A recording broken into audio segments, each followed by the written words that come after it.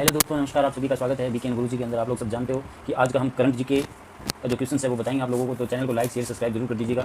और इससे पहले आपका एक मोटिवेशन स्पीच आता है कि कठिन परिश्रम का कोई विकल्प नहीं होता है, तो इसलिए आप लोग अच्छी मेहनत कर दीजिएगा, हार्ड वर्क कीजिएगा। और दूसरा ये होता है कि अगर रास्तों की परवाह करोगे तो मंजिल बुरा मान जाएगी। कहने का अर्थ ये है कि आप रास्तों जब आप कोई मंजिल आपने ठान ली तो उसको आपको प्राप्त करना ही करना है। इसी के साथ में हम आपका आज का जो क्वेश्चन सर्विस चालू कर रहे हैं। आप लोग सब जानते हो कि नरेंद्र मोदी जी अभी अमेरिका या यूएसए में गए हुए हैं, तो अपना भारत का भी कहीं ना कहीं कोई ना कोई स्थान बन रहा है। आप लोग ध्यान दीजिएगा। जो है वो अभी एक लेटेस्ट की न्यूज़ आई है, ये आप क्या न्यूज़ है वो देखिएगा। सबसे पहला क्वेश्चन ये आता है कि हाल ही में संयुक्त राष्ट्र अमेरिका के नेतृत्व वाले ऑटोमिस मिशन समझौते का 27वां सदस्य कौन बना है। तो ध्यान दीजिएगा, अभी ये बहुत ही अच्छी न्यूज़ आ रही है अपने भारत वासियों के लिए कि भारत जो है वो 27वां एक सदस्य हिस्सा बना है। ये आपको याद रखना। और ये जो बने हैं वो कहाँ, यूएसए के अंदर बने। यूएसए आप लोग सब जानते हो, यूनाइटेड स्टेट ऑफ अमेरिका, और ये अमेरिका का एक सदस्य बना है। ध्यान दीजिएगा, ये बहुत बड़ी बात है अपने भारतवासियों के लिए। और दूसरा ये है कि अमेरिका के जो प्राइम मिनिस्टर है जो बाइडन, उनके द्वारा ये अपने समझौते पर सिग्नेचर कर दिया गया है। और आप लोग सब जानते हो ये व्हाइट हाउस के अंदर हुआ था। व्हाइट हाउस कौन है, अमेरिका की जो सांसद है वो व्हाइट हाउस होती है, इसके ध्यान दीजिएगा। और उपराष्ट्रपति जो है कमला हैरिस, आप लोग सब जानते हो, अपने इंडियन से बिलोंग करती है। और इसका उद्देश्य क्या है, इसका उद्देश्य ध्यान दीजिएगा। इसका उद्देश्य ये है आपका, इसका उद्देश्य ये है आपको कि इसके अंदर 2025 तक क्या होगा कि मानव को चंद्रमा तक उतारने का लक्ष्य रखा गया। बहुत बड़ी बात है, ये बहुत ही गुड न्यूज़ है अपने भारतवासियों के लिए। देखो दिया गया है कि नरेंद्र मोदी और राष्ट्रपति जो बाइडन की बैठक में पहले व्हाइट हाउस के अंदर हुई है, और इसमें एक समझौता किया गया है कि देशों को नागरिक और अंतरिक्ष खोज के मुद्दे के साथ साथ में कई जो कार्य करने, मतलब कहने का है कि अपने नए नए जो मुद्दे हैं वो अपनाने के लिए इसका यूज़ किया जा रहा है। तो 2024 तक ये मिशन रखा गया है। उसके बाद में अपने भारत का भी कहीं ना कहीं विश्व में अपना नाम आ जाएगा। तो अमेरिका के अंतरिक्ष में शुरू करने जा रहा है मिशन दुनिया बदलो। ये मिशन रखा गया दुनिया बदलो, अंतरिक्ष के अंदर है। तो 2024 तक या 25 तक मानव को अंतरिक्ष में भेजने का लक्ष्य रखा गया है। और आप लोग सब जानते हो कि अमेरिका की जो स्पेस कंपनी है उसका नाम है नासा। नासा का पूरा नाम क्या होता है, तो नासा का पूरा नाम होता है national Atomics and space administration. याद रखना आप लोगों, ये नासा का पूरा नाम है। और अपने भारत की क्या है, भारत का बताइएगा। आप लोग मैसेज भी कर दीजिएगा कि भारत का अंतरिक्ष का क्या नाम है और उसका हेडक्वार्टर कौन सा है। मैं आपका इस मैसेज के अंदर रिप्लाई दूंगा, जो भी आप मेरे को बताओगे कि भारत का अंतरिक्ष जो है वो उस अंतरिक्ष सेंटर है वो कहाँ पर है और ये किस नाम से है।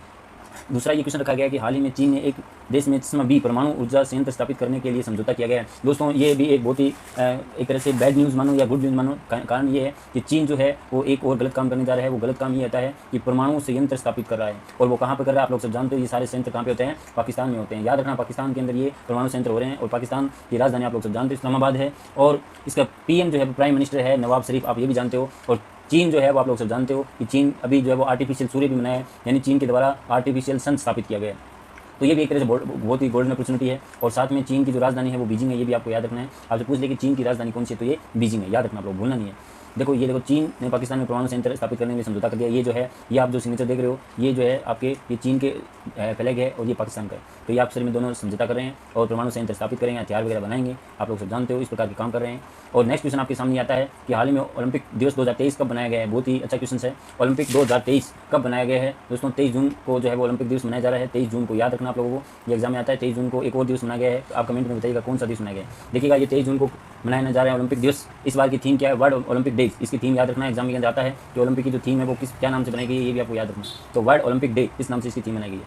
दोस्तों जीवन में खेल भी बहुत ही महत्वपूर्ण एक अंग है अपने शरीर का स्वस्थ रहने के लिए, बढ़ावा देने के लिए। ये एक नया जो है वो बनाया गया है। 23 जून को ओलंपिक दिवस बनाया जाता है, ये आपको याद रखना है, ठीक है। तो इस प्रकार से इसमें बताया गया है। नेक्स्ट क्वेश्चन आता है कि हाल ही में ब्रिक्स CCI महिला वर्टिकल का अध्यक्ष किसे नियुक्त किया गया है। बहुत ही बड़ा क्वेश्चन है दोस्तों। ब्रिक्स आप लोग सब जानते हो, इसका पूरा नाम होता है ब्राजील, रशिया, चीन, इंडिया एंड साउथ अफ्रीका। अभी अपना भारत भी इसका कहीं ना कहीं सदस्य बना है ब्रिक्स का, ये याद रखना। सबसे पहले B से ब्राज़ील, R से रसिया, ठीक है, I से इंडिया, C से चाइना और S से क्या होता है, साउथ अफ्रीका। ये आपको याद रखना है। इसका अभी जो है वो अध्यक्ष बनाया गया है। बहुत ही लेटेस्ट क्वेश्चन है।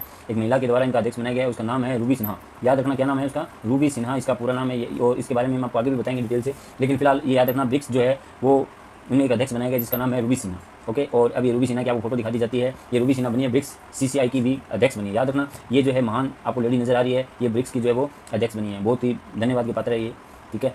और ब्रिक्स के अंदर कितने अपने देश शामिल हो रहे हैं, ये सारे इनमें फ्लैग दिखाए गए हैं आपको। ये जो जितने भी फ्लैग है आप ध्यान दीजिएगा, ये अपने भारत के प्रधानमंत्री जी हैं, ठीक है ना। ये अपने चीन के है, ये रसिया के है, ठीक है ना। और उसके बाद में चीन का वो बता दिया है, ठीक है ना। साउथ अफ्रीका है, ब्राज़ील का है, ठीक है ना। इस प्रकार से ये सारे फ्लैग बनाए गए हैं। आपको मैंने मेज़ के अंदर भी बता दिया गया है, ठीक है ना। तो ये एक बार दोबारा से देख लीजिएगा। रूबी सिन्हा बनी है ब्रिक्स की CCI की अध्यक्ष। याद रखना, बहुत बड़ा बात है ये। अपने जितने भी इसमें 5 देश शामिल किए हैं। लेकिन बड़ी बात ये है कि इससे पहले किसका स्थान लिया है, शबाना नसीम का स्थान लिया है। 3 साल के बाद में ये चेंज होता है। तो शबाना नसीम जो है इनका स्थान जो है वो इनके द्वारा लिया गया है, रूबी सिन्हा के द्वारा, ठीक है ना। ये याद रखना लोगों को। 3 साल की अवधि के दौरान ये ब्रिक्स का अध्यक्ष नियुक्त किया जाता है, ठीक है ना। ये आपको याद रखना है। उसके बाद में नेक्स्ट क्वेश्चन आता है कि हाल ही में उत्तर भारत का पहला स्किन बैंक कहाँ खोला गया है। याद रखिए, स्किन बैंक खोला गया है, कहाँ पर खोला गया है, आप कमेंट कीजिएगा। बहुत बहुत धन्यवाद आपका। तो ध्यान दीजिएगा, ये सफदरगंज दिल्ली के अंदर अस्पताल में खोला गया है, स्क्रीन बैंक खोला गया है। दो है दिल्ली के सफदरगंज अस्पताल में उत्तर भारत का पहला स्क्रीन बैंक खोला गया है। और इसका काम क्या होता है, इन बीमारियों से पीड़ितों को जब निजात पाना, उनको फ़ायदा लेना, इसलिए इसको खोला गया है।